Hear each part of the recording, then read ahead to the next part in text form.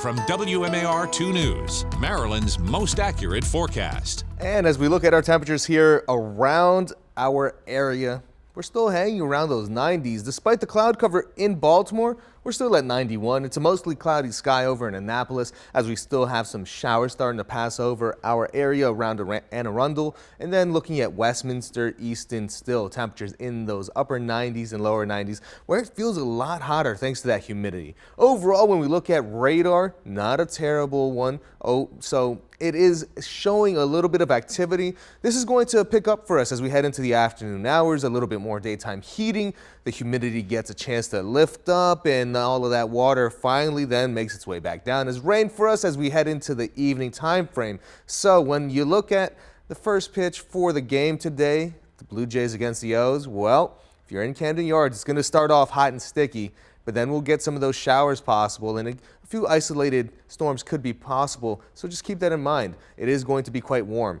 And as we look at our temperatures going into tonight, we're going to drop down into those 70s. So it's not going to be a terrible morning for us, but definitely not the cool down that we're looking for, especially as we have showers that do pass over our area. We'd expect that to help at least cool us down a little bit. Really doesn't do much. It really just allows us to sit very quiet yet again and start off the day. Another day with plenty of sunshine. So we are going to get back into those 90s and yet again feel like we are reaching the triple digits with some of our heat index.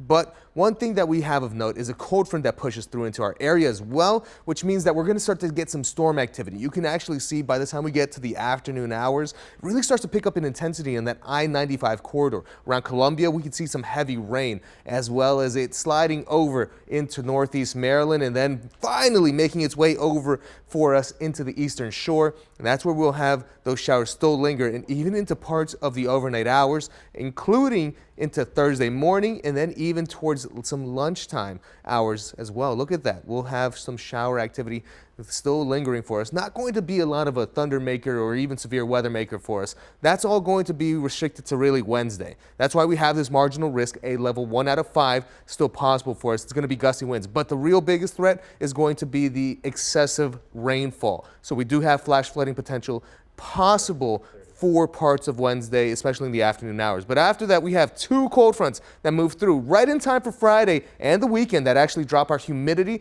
making it feel so much more comfortable.